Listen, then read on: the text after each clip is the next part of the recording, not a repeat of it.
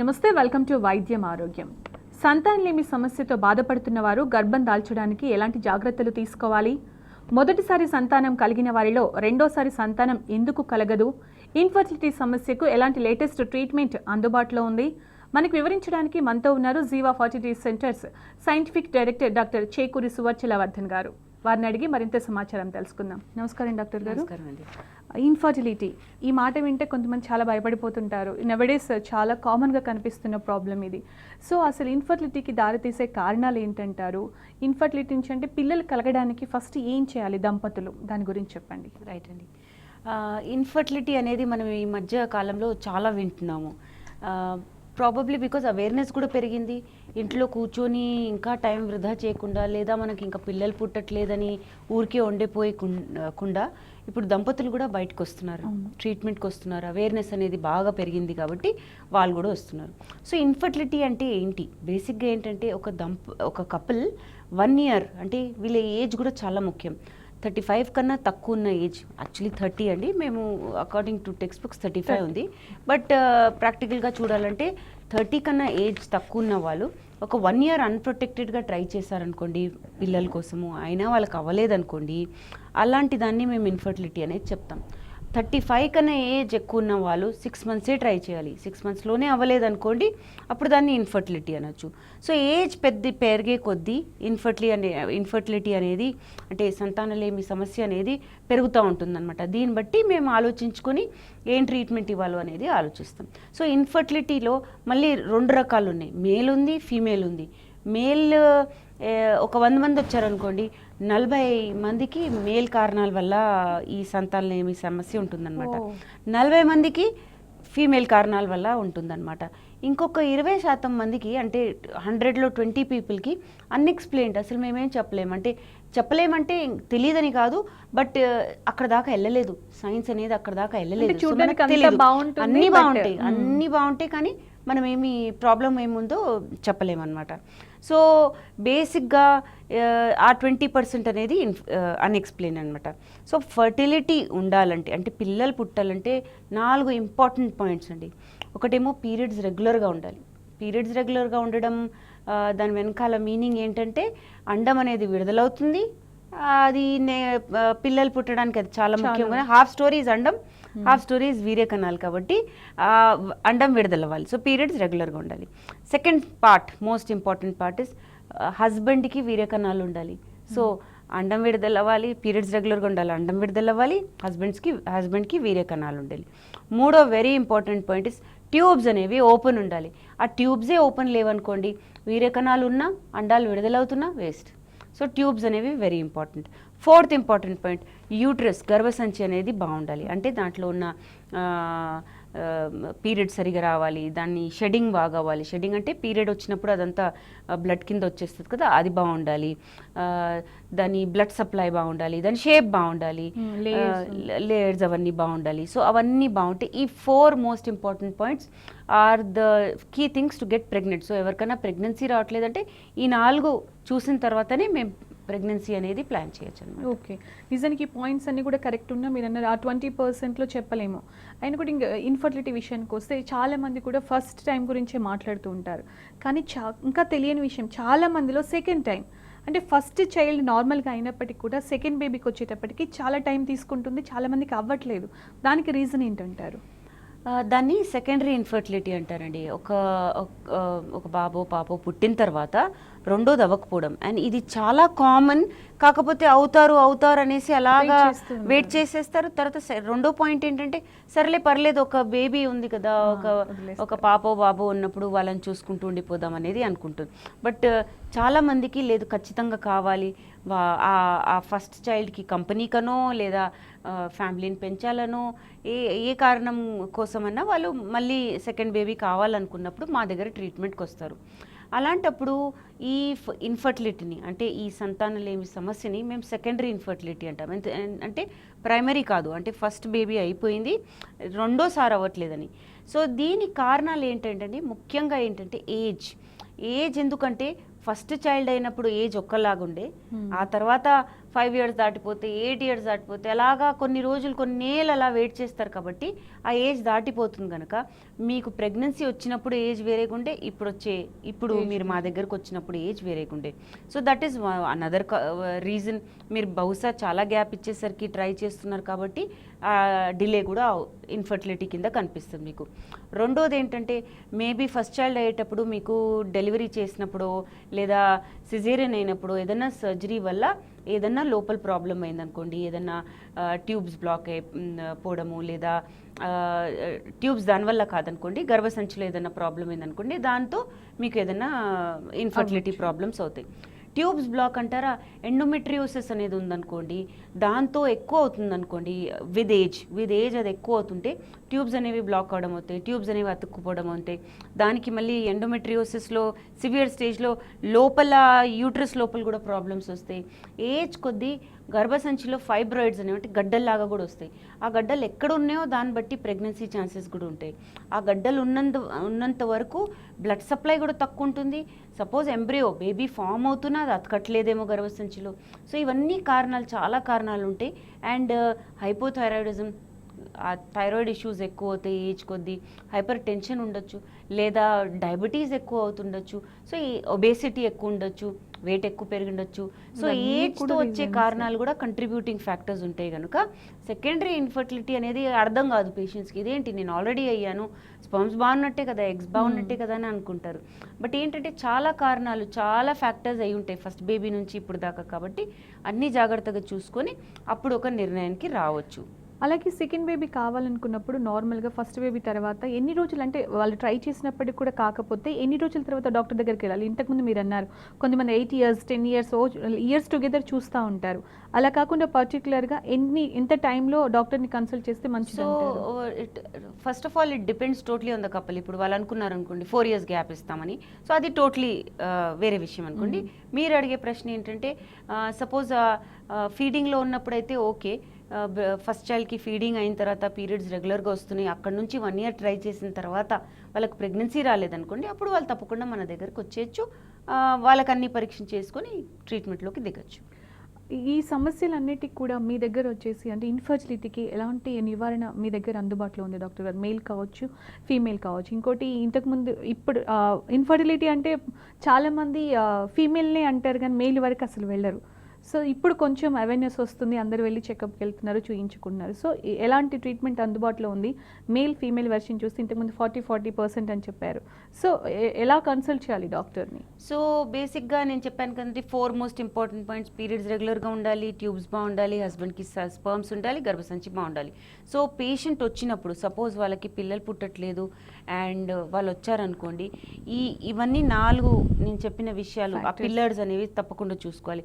హిస్టరీలో ఇదంతా తీసుకున్న తర్వాత వాళ్ళకు ఒక స్కాన్ చేయడం జరుగుతుంది. గర్భసంచిలో అంత బాగుందా, అండాశయాలు బాగున్నాయా, తర్వాత వాళ్ళ హస్బెండ్కి ఒక సీమెన్ అనాలిసిస్ అంటే వీర్యకణం పరీక్ష చేయించిన తర్వాత రిపోర్ట్స్ వచ్చిన తర్వాత మేము ఒక డెసిషన్కి వస్తాం, ఫలానా ప్రాబ్లం అని. సపోజ్ వాళ్ళకి పీరియడ్స్ రెగ్యులర్గా లేవనుకోండి, అది మన హార్మోనల్ ఇష్యూ లేదా పీసీఓడి ఉందా, లేదా వాళ్ళకి పీరియడ్ చాలా నొప్పేస్తుంది అనుకోండి, పొట్టలో నొప్పేస్తుంది పీరియడ్ అప్పుడు, ఎండోమెట్రియోసిస్ కావచ్చు. తర్వాత సో మెనీ రీజన్స్ అదే, ఆ హిస్టరీ అంతా తీసుకొని నిర్ణయించడం జరుగుతుంది.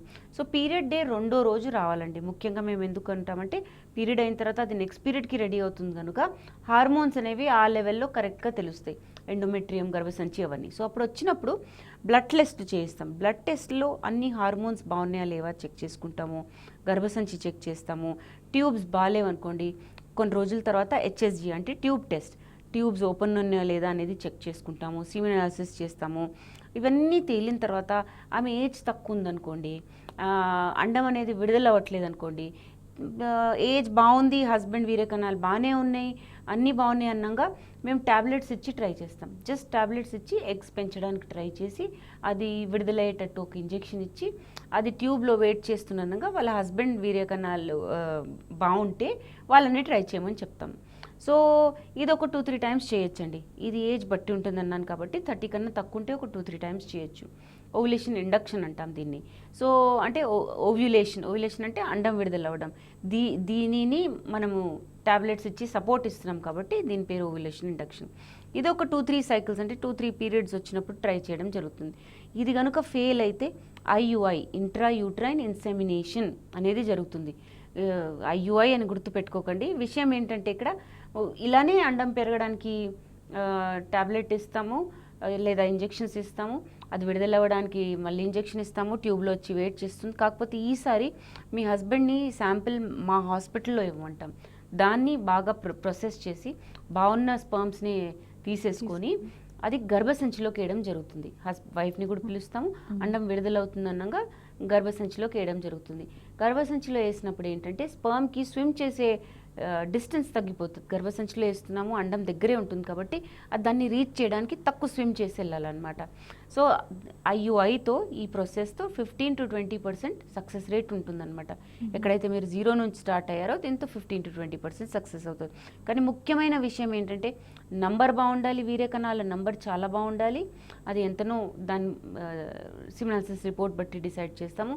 తర్వాత మొటిలిటీ చాలా బాగుండాలి, కదలిక బాగుండాలి, అంతే కదా. అది బాగాలేంది, అది ఎలా వెళ్తుంది? ఎంతైనా అది ఎగ్ దాకా అండం దాకా వెళ్ళాలంటే దానికి కదలే శక్తి ఉండాలి. సో కదలిక బాగుంటేనే అది అండం దాకా చేరుతుంది అనమాట. సో ఈ ఈ ఈ ప్రాసెస్ కూడా ఒక 2-3 టైమ్స్ చేశాక IVF దానికి వెళ్తాం అనమాట. డాక్టర్ గారు, చాలా మంది కూడా అంటే ఫీమేల్స్ వచ్చేసి అన్నీ మీరు ఇంతకుముందు చెప్పారు అన్నీ బాగున్నాయి కానీ పిల్లలు అవ్వట్లేదు అంటారు. వాళ్ళకి డైరెక్ట్గా కనుక అంటే ప్రాబ్లం ఉంది అని తెలిసిన తర్వాత కూడా వాళ్ళు ఎలాంటి సొల్యూషన్ అంటే ఎలాంటి సొల్యూషన్ దొరుకుతుంది వాళ్ళకి మీ దగ్గర? డైరెక్ట్గా బేబీ పుట్టే ఛాన్సెస్ ఎంతవరకు ఉంటాయి? అంటే వాళ్ళు సొంతంగా ట్రై చేస్తే అంటున్నారండి? వాళ్ళు సొంతంగా ట్రై చేసిన తర్వాత పిల్లలు అవ్వకపోయినప్పటికీ కూడా ప్రాబ్లం ఏం లేదు అంటారు కానీ పిల్లలు పుట్టరు, వాళ్ళకి ఎలాంటి solution? Unexplained infertility. So good question అండి. అన్ని టెస్ట్లు చేపిస్తాము, అన్ని పరీక్షలు కరెక్టే వస్తాయి, పీరియడ్ బాగానే ఉంది, ఓవ్యులేషన్ అవుతుంది, అంటే అండం విడుదలవుతుంది, స్పర్మ్స్ అన్నీ బాగున్నాయి, అన్నీ బాగున్నాగా కూడా ప్రెగ్నెన్సీ రావట్లేదంటే ఏజ్ తక్కువ ఉందనుకోండి, 30 కన్నా తక్కువ ఉంటే వీళ్ళకి ఈ ప్రొసీజర్ చేస్తాం. ఏది మందులు ఇచ్చి అండం విడుదలయ్యేటట్టు చేస్తాం. అవి ఒక 3-4 సైకిల్స్ కూడా ట్రై చేయొచ్చండి. అది అవ్వట్లేదంటే IUI చేస్తాం. అంటే టాబ్లెట్స్ ఇంజెక్షన్ ఇచ్చి అండం పెంచి వాళ్ళ హస్బెండ్ వీర్య కణాలు అనేవి గర్భసంచిలోకి వేయడం. ఇది ఒక 3-4 సైకిల్స్ ట్రై చేయండి. కాలర్ లైన్లో ఉన్నారండి, కాల్ తర్వాత మనం మాట్లాడదాం. హైదరాబాద్ నుంచి శ్రీనివాస్ గారు, డాక్టర్ గారు ఉన్నారండి, మీ సమస్య ఏంటి చెప్పండి. నమస్తే మేడం. నమస్తే, చెప్పండి శ్రీనివాస్ గారు. మా అక్క బిడ్డకు 4 years అవుతుందండి మ్యారేజ్ అయ్యి. ఇప్పుడు దాకా ఆలోచనకి ఏమో పిల్లలు అడగలేరు, చెకప్ చేపించినాము, అన్ని చేయించాము. చెకప్ చేయించారండి? అన్నీ చేయించారా? అవునండి. ఏం చెకప్స్ చేయించారు? స్కానింగ్ అన్ని చేయించాము. మీ సిమెన్ అనాలిసిస్ అయిందా? మీ వీర్య కణాల పరీక్ష ఏమన్నారు? వాళ్ళ అక్క కూతురికి. వాళ్ళ అక్క కూతురికి. ఆవిడ వయసు ఎంత అండి? 23-24 ఉండదండి. 23-24 తక్కువ ఏజే కనుక కంగారు పడాల్సిన అవసరం లేదండి. కాకపోతే పరీక్ష మొత్తం చేయాలి. అంటే గర్భసంచి బాగుందా, ట్యూబ్స్ బాగున్నాయా, వాళ్ళ అండాశయాలు బాగున్నాయా, అన్నీ పరీక్షించి చూడాలి. వాళ్ళ హస్బెండ్ని కూడా సరిగా పరీక్షించి చూడాలి. సిమెన్ అనాలిసిస్ బాగుంటే సరే ప్రాబ్లం లేదు, బాగాలేకపోతే కూడా సరిగా ఎక్కడి నుంచి ప్రాబ్లం వస్తుంది, టాబ్లెట్స్తో బాగోవచ్చా అనేది మొత్తం చూసాకనే ట్రీట్మెంట్ అనేది సలహా ఇవ్వచ్చు అనమాట. ఏజ్ తక్కువ ఉంది కాబట్టి ఆవిడకి చిన్న ట్రీట్మెంట్ ప్రొసీజర్స్ కూడా పనికి రావచ్చండి. అంటే ఇట్లాంటి మీరు ఇంతకు ముందు చెప్పారు అంటే అన్ఎక్స్ప్లెయిన్డ్ అండి. కాకపోతే వీళ్ళు టెస్ట్ చేస్తారో లేదో కానీ మొత్తం టెస్ట్ చేశాక కూడా మాకు అన్నీ బాగుంటాయి, బట్ ప్రెగ్నెన్సీ రాదు. సో అలాంటి వాళ్ళకి ఏంటంటే ఏజ్ ఉందనుకోండి, 30 కన్నా తక్కువ ఉంటే మనం ఇవన్నీ చేస్తూ పోవచ్చు. ఏది ఒక 3 times టాబ్లెట్స్, 3 times IUI అవన్నీ చేసుకుంటూ పోవచ్చు. కానీ కొంతమంది విషయంలో చూసినట్టయితే వాళ్ళ ఏజ్ 40 దాటిన తర్వాత అంటే మ్యారేజ్ అయిన తర్వాత 15-20 years కూడా వస్తూ ఉంటారు. సో ఆ కేసెస్లో ఎలా? సో అది బేసిక్గా అన్ఎక్స్ప్లెయిన్డ్ ఇన్ఫర్టిలిటీ కింద రాదండి. బేసిక్లీ బికాజ్ అడ్వాన్స్ స్టేజ్తో ఫర్టిలిటీ ఛాన్సెస్ కూడా తగ్గుతుంటాయి. సో అడ్వాన్స్ స్టేజ్తో ఎస్పెషలీ ఆడోళ్ళలో ఏంటంటే అండం పవర్ అనేది తగ్గుతుంది. అంటే క్రోమోజోమల్ ప్రాబ్లమ్స్ ఉంటాయి అనమాట. They are closing to menopause కదా, అంటే పీరియడ్స్ ఆగే. కాలర్ ఉన్నారు, కాల్ తీసుకుందామండి. మహబూబ్ నగర్ నుంచి సుకన్య గారు, డాక్టర్ గారు ఉన్నారమ్మా, మాట్లాడండి. సుకన్య గారు చెప్పండి. హలో చెప్పండి, డాక్టర్ గారు ఉన్నారు, మీ ప్రాబ్లం ఏంటో చెప్పండి. అదే అండి మాకు ఫస్ట్. హలో చెప్పండి మేడం, మాకు ఫస్ట్ పాప వచ్చి చనిపోయింది. చనిపోయిన తర్వాత ఇప్పుడు మళ్ళీ జర లేట్గా అయిందండి. ఆ, అదే దాని గురించి అని ఇప్పుడు మళ్ళీ ఆమెకు సరిగా పీరియడ్స్ సరిగా కావట్లేదు. తిన వయసు ఎంత అండి? మీ ఆవిడ వయసు ఎంత? 26 ఉంటుందండి. 26. ఏ ఏజ్లో చచ్చిపోయిందండి? ఎన్నేళ్ళైంది మీ పాప చచ్చిపోయి? 5 years అవుతుంది. 5 years. ఏమన్నా చెప్పారా ఏం కారణం? ఎంత వయసు ఉండే పాప వయసు? పుట్టంగానే ఒక 15-16 days ఉన్నారండి. ఆహా, అంతేనా? Okay okay. అప్పటి నుంచి అవ్వలేదా అండి? అంటే 2 సార్లు ప్రెగ్నెన్సీ వచ్చి పోయిందండి. వచ్చిపోయింది. రైట్ అండి. సో మీరు పరీక్షలు ఏమని చేపించారా ఈవిడికి? ట్యూబ్ టెస్ట్, గర్భసంచి టెస్ట్? ఆల్రెడీ చేస్తున్నాం, మందులు ఒక వాడుతున్నాం. ఏం చెప్పారు? ఏం చెప్పారు మీకు? ఇప్పుడైతే పర్లేదు, మా 2 months వేసి మళ్ళీ వేరే స్కానింగ్ ఏమో తీయాలని చెప్తుంది. రైట్. మీ గర్భసంచి అనేది సరిగా చూడాలండి. బికాజ్ ఆల్రెడీ 2 చెప్పండి. ఆల్రెడీ గర్భసంచి క్లీన్ చేస్తుంది. అంటే క్లీన్ చేశారట? క్లీన్ అంటే లాప్రోస్కోపీ చేశారండి? అవునండి. లాప్రోస్కోపీ చేసి చూసారు. Okay okay. క్లీన్ అంటే అప్పుడు ప్రెగ్నెన్సీ వచ్చినప్పుడు ఏదైనా చేసి ఉంటారు, కానీ లాప్రోస్కోపీ అనేది ఏంటంటే గర్భసంచిలో ఏదైనా ఉందా, ట్యూబ్స్లో ఏమైనా ప్రాబ్లం ఉందా అనేది వాళ్ళు ఒక చిన్న స్కోప్ అంటే ఒక కెమెరా లాంటిది పెట్టి చూస్తారు. ఓపెన్ చేసి కాదు సర్జరీ, ఒక కెమెరా లాంటిది పెట్టి చూస్తారు. అది చూస్తే కనుక ప్రాబ్లం ఏమైనా ఉందనుకోండి, ఏదైనా గడ్డలు ఉన్నాయి, లేదన్నా బ్లాకేజెస్ ఉన్నాయి, ఏదైనా ఉంది అంటే వాళ్ళు దాన్ని బాగా చేయడానికి చూస్తారు. సో అది కనుక అయితే మీకు కొంచెం బాగుంటుంది. అది కాకుండా కూడా మీ హార్మోన్స్ చెక్ చేయాలి, మీ ఇద్దరి జెనెటిక్ టెస్టింగ్ కూడా చేయాలి. క్యారియోటైపింగ్ అనేది అంటాము. అందులో కూడా తేలుతుంది మీకు ఏమైనా జెనెటిక్ అబ్నార్మాలిటీస్ ఉంటే కూడా ప్రెగ్నెన్సీ అనేది ఆగదు. మిస్క్యారేజెస్ అనేవి అంటే ఇలాగా ప్రెగ్నెన్సీ వచ్చి పోవడం, లేదా బేబీ అబ్నార్మాలిటీస్తో పుట్టి చచ్చిపోవడము, అవన్నీ కూడా అవుతాయి అన్నమాట. సో మెయిన్గా మీకు ఈ బ్లడ్ టెస్ట్ క్యారియోటైపింగ్ అంటారు, అది కూడా చేయించుకుంటే ఏమన్నా క్రోమోజోమల్ ప్రాబ్లమ్స్ ఉన్నాయా అనేది కూడా, అంటే జెనెటిక్స్ మీ జీన్స్లో ఏదైనా ప్రాబ్లం ఉందా అనేది కూడా తేలుతుందనమాట. సో మీరు అవన్నీ తీసుకొస్తే మీకు వివరంగా ఎక్స్ప్లెయిన్ చేయాలన్నమాట. నేను చెప్పిన కొన్ని రీజన్స్ అన్నమాట, ఇంకా చాలా ఉంటాయి. అవి సరిగా డీప్లోకి వెళ్ళి బాగా తవ్వి చూస్తేనే ఇవి బయటికి వస్తాయి అన్నమాట. ఇది పై నుంచి నేను టూకీగా చెప్పగలిగాను. ఒకసారి చూస్తే రైట్. మరో కాలర్ ఉన్నారు, మల్లిక గారు తాండూరు నుంచి. మల్లిక గారు, డాక్టర్ గారితో మాట్లాడండి అమ్మా. నేరుగా మీ ప్రాబ్లం ఏంటో చెప్పండి. హలో హలో హలో మాట్లాడండి అమ్మా. హలో చెప్పండి అమ్మా. Good evening madam. Good evening మా. మేడం మాకు గర్భసంచి క్రాస్ ఉందని చెప్పారు, ప్రెగ్నెన్సీ రాదు అని చెప్పారు. ఏమన్నా గర్భసంచి క్రాస్ ఉందని చెప్పారు, అదే దిల్ సెట్ లో ఉందంట. షేప్ డిఫరెంట్గా ఉందని చెప్పారా? అవును. షేప్ డిఫరెంట్గా ఉంటే కొంచెము ప్రాబ్లం ఉంటుంది. కాకపోతే ఏం షేప్ ఉందో అనేది స్కాన్ చేసి చూడాలి. మీరు ఏ ఊర్లో ఉంటారు? మల్లిక గారు తాండూరులో. తాండూరు అండి. తాండూరు నుంచి అయితే రావచ్చు. మీరు ఆ ఫైల్స్, ఆ స్కాన్ రిపోర్ట్ తీసుకొని రండి. ఒకసారి చూసి మీకు ఐవీఎఫ్తో కనుక అంటే టెస్ట్ ట్యూబ్ బేబీతో కనుక పిల్లలు పుట్టేటట్టు ఉంటే మీరు తప్పకుండా చేయించుకోవచ్చండి. బట్ దాన్ని సరిగా చూడాలి. ఉల్టా ఉందో, మీరు ఏదైతే అంటున్నారో అది స్కాన్ చేసి చూసి చిన్న ప్రొసీజర్ చేసి చూస్తే తేలిపోతుంది మనకి. చాలామందికి ఇలా ఉన్నంగా కూడా ప్రెగ్నెన్సీస్ వచ్చే అవకాశాలు ఉంటాయి. మనం అన్ఎక్స్ప్లెయిన్ ఇన్ఫర్టిలిటీ గురించి, అలాగే లేట్గా కప్పులు. సో లేట్గా కప్పులు వచ్చేసరికి ఏంటంటే ఏజ్ ఎక్కువ కొద్దీ అండంలో ఎలానో పవర్ తగ్గుతుంది కనుక ఇన్ఫర్టిలిటీ అనేది రైజ్లోనే ఉంటుంది. సో అలాంటి వాళ్ళకి ఏంటంటే మేము ఒక 3 times మందులు ఇచ్చి ట్రై చేస్తాం, ఒక 3 times IUI చేస్తాం అనే ఎక్స్పెరిమెంట్స్ చేయలేమన్నమాట. Because age is not on our side. In fact మేము late 30s నుంచే ఇలాంటివి చేయమన్నమాట. ఒక్క ఓవ్యులేషన్ ఇండక్షన్, ఒక IUI ట్రై చేసి సిమినాలిసిస్ అవన్నీ బాగున్నాయి అంటే టెస్ట్ ట్యూబ్ బేబీకి వెళ్ళిపోమని చెప్తాం. అలాంటప్పుడు ఏంటంటే వాళ్ళకి సక్సెస్ రేట్ అనేది కొంచెం బెటర్ ఉంటుంది. నేను మామూలు వాళ్ళలాగా 50-60% దాకా వెళ్ళదండి. బట్ ఏజ్ ఎక్కువ కొద్దీ కొంచెం తగ్గుతూ ఉంటుంది. ఎవ్రీ టైమ్ ఇట్ ఇస్ 10% అలా తగ్గుతూ ఉంటుంది అనమాట.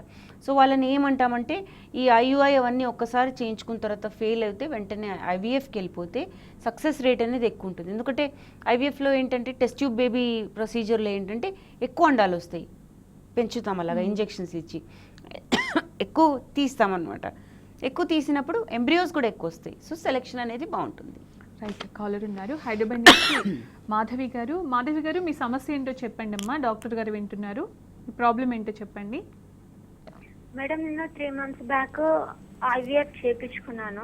ఓకేమా. సో ఇంతకు ముందుకు నా యూట్రల్ సైజ్ అనేది చిన్నగా ఉంది. మేడం టాబ్లెట్స్ ఇట్లా ఇచ్చి పెద్ద చేశారు, కానీ ఐవీఎఫ్ అనేది ఫెయిల్ అయ్యింది. సో మళ్ళీ నెక్స్ట్ మంత్ ట్రీట్మెంట్ స్టార్ట్ చేస్తా అంటున్నారు. దానికైనా సక్సెస్ ఉంటుందా లేదా కనుక్కోవడానికి. అమ్మా, ఒకసారి ఐవీఎఫ్ ఫెయిల్ అయింది అని ఇంకోసారి అవ్వదని అనుకోకూడదు. ఒకసారి చేసిన ఐవీఎఫ్లో ఒక రకమైన ఎగ్స్ పెరిగాయి అన్నమాట. అవి కొన్నిసార్లు వాటికి ఫలదీకరణమయ్యే కెపాసిటీ పవర్ ఉండదు. ఇంకోసారి ట్రై చేసినప్పుడు మేబీ బెటర్ ఎగ్స్ వస్తాయి, వాటితో ఛాన్స్ ఆఫ్ ప్రెగ్నెన్సీ బాగానే ఉంటుంది. కాకపోతే మీరు గర్భసంచి చిన్నగుంది ట్యాబ్లెట్స్ ఇచ్చి పెంచారు, అదంతా నాకు అర్థం అవ్వలేదు. బహుశా దాని లైనింగ్ అంటున్నారు మీరు. లైనింగ్ అంటే లోపల గర్భసంచిలో బ్లడ్ సప్లై అదంతా చూసుకుంటూ అందులోకి మీ బేబీ ఎక్కించడం జరుగుతుంది. బహుశా అది బాగాలేదన్నారేమో మీకు డాక్టర్ గారు. సో అది కూడా పెంచచ్చు. మీరు ఇంకోసారి ఐవీఎఫ్ ట్రై చేస్తే తప్పకుండా మీకు సక్సెస్ వచ్చే ఛాన్సెస్ ఉంటాయి. ఐవీఎఫ్ కొన్ని సేమ్ ఇలాగే, అంటే 1-2 సార్లు ట్రై చేసిన తర్వాత అవ్వట్లేదు, ఐవీఎఫ్ సరిగా లేదు అని చెప్పే వాళ్ళు చాలామంది ఉంటారు. ఐవీఎఫ్లో వల్ల ఎంత ఛాన్సెస్ ఉంటాయి ఇంతకుముందు మీరు చెప్పిన అయినా కూడా, అలాగే ఎలాంటి లేటెస్ట్ అడ్వాన్స్డ్ ట్రీట్మెంట్ అందుబాటులోకి వచ్చింది డాక్టర్? రైట్ అండి, ఐవీఎఫ్తో సక్సెస్ రేట్ అనేది 50% అంటుంది. 100 మంది వస్తే 50 మందే ప్రెగ్నెంట్ అవుతున్నారు. సో అది ఆలోచించుకొని దిగాలి. సెకండ్ పాయింట్, ఈ సక్సెస్ రేట్ అనేది ఏజ్ కొద్దీ తగ్గుతూ ఉంటుంది. సో నేను చెప్పిన సక్సెస్ రేట్ ఆఫ్ 50% 30 కన్నా తక్కువ ఉన్న వాళ్ళకి, 30 కన్నా ఎక్కువ 35 వరకు ఉన్న వాళ్ళకి ఉట్టి 30% 40% ఉంది. ఇంకా 40కి వచ్చేసరికి 40 years అమ్మాయి ఉందనుకోండి ఇంకా తగ్గిపోతుంది అనమాట. లేదు, ఛాన్స్ ఆఫ్ సక్సెస్ దాంతోటే బెస్ట్ ఉంటుంది. సో తప్పకుండా వస్తారు, ప్రెగ్నెంట్ అయిపోతారు. వాళ్ళకి కొన్నిసార్లు అండి అండం క్వాలిటీ బాగుంటే తప్పకుండా 1 shotలో ప్రెగ్నెంట్ అయిన వాళ్ళు కూడా ఉన్నారు 40-42 ఏజ్లో. కానీ బట్ ఇలాంటి వాళ్ళు ఏంటంటే ఇవన్నీ తెలుసుకొని దిగాలి. And it's a technology. ఒకసారి ఫెయిల్ అయిందంటే మనకి ఐవీఎఫ్ పనికి రాలేదని అవసరం లేదు. కాలర్ ఉన్నారు డాక్టర్ గారు, నెల్లూరు నుంచి రాధా గారు డాక్టర్ గారితో మాట్లాడండి అమ్మా, మీ ప్రాబ్లం ఏంటో చెప్పండి. రాధా గారు చెప్పండి. మేడం నాకు ఓవరీస్ చిన్నగా ఉన్నాయని చెప్పారు మేడం. సో ఓవరీస్ చిన్నగా ఉన్నాయని చెప్పారు. రైట్. అండాలు ఎలా ఉన్నాయి? ఏఎంహెచ్ అవన్నీ చేశారా? టెస్ట్లు చేశారా? అన్ని చేపించాను మేడం. అయినా కదంటే ఏమి రిజల్ట్ అన్నది క్రోమోజోమ్ టెస్ట్ చేపిస్తాయి మాత్రం నార్మల్ గా వచ్చాయి మేడం. టెస్ట్ ట్యూబ్ బేబీ చేయించుకోమన్నారండి? అవునండి. చేయించుకుంటే బెటర్ అండి. మీ వయసు ఎంత అన్నారు? మా 31 అండి. 31. ఓకే. అండాశయాలు చిన్నగా ఉన్నాయి అన్నారు, ఏఎంహెచ్ అవన్నీ చేపించారు, కొంచెం తక్కువ ఉంది అంటున్నారు. కాబట్టి మీరు ఐవీఎఫ్కి వెళ్ళిపోతే సక్సెస్ రేట్ అనేది ఈ ఏజ్లో మీకు చాలా బాగుంటుంది. సో మనకి బేసిక్గా ఏంటంటే మీరు గుర్తుపెట్టుకోవాల్సిన విషయం ఏంటంటే ఈ అండాశయాల్లో చిన్నగున్న అండాలు ఎలా ఉన్నాయో కనుక్కోవాలి. సో మీ డాక్టర్ గారు స్కాన్ చేసి బ్లడ్ టెస్ట్లు చేసి మీకు చెప్పి ఉంటారు దట్ ఐవీఎఫ్ మీకు బెస్ట్ ఉంటుంది. సో ఐవీఎఫ్తో ఏంటి, ఆ ఇంజెక్షన్స్ ఇచ్చేసరికి ఏవైతే అండాలు పెంచడానికి ఇంజెక్షన్స్ వస్తాయో అవి ఇచ్చినప్పుడు అండాలు చాలా పెరుగుతాయండి. చిన్నగున్న అండాశయం చిన్నగున్న దాంట్లో చాలా పెరుగుతాయి, ఒక 5-10 అట్లా పెరగాలన్నమాట. సో అవి పెరుగుతున్నప్పుడు సన్నటి నీడిల్ ద్వారా ఎగ్స్ తీసి ల్యాబ్లో టెస్ట్ ట్యూబ్ బేబీ అనే ప్రొసీజర్ చేయడం జరుగుతుంది. సో మీకు 31 yearsకి మీ సక్సెస్ రేట్ 50-60% వెళ్ళొచ్చు అనమాట. సో దీన్ని మీరు టైం వేస్ట్ చేయకూడదు, మీరు తప్పకుండా చేయాలి. మీ డాక్టర్ ఆ సలహా ఇచ్చారంటే తప్పకుండా ఐవీఎఫ్కి వెళ్ళిపోవాలి. రైట్ డాక్టర్ గారు, ఇన్ఫర్టిలిటీకి సంబంధించి చాలా విషయాలు తెలియజేశారు. అసలు ఏ ఫ్యాక్టర్స్ రీజన్ అవుతాయి, అలాగే జీవా ఫర్టిలిటీ సెంటర్స్లో ఎలాంటి ట్రీట్మెంట్ అందుబాటులో ఉందో చాలా చక్కగా చెప్పారు. Thank you so much. Thank you అండి. ఇది ఇవాల్టి వైద్యం ఆరోగ్యం. Stay tuned to T news.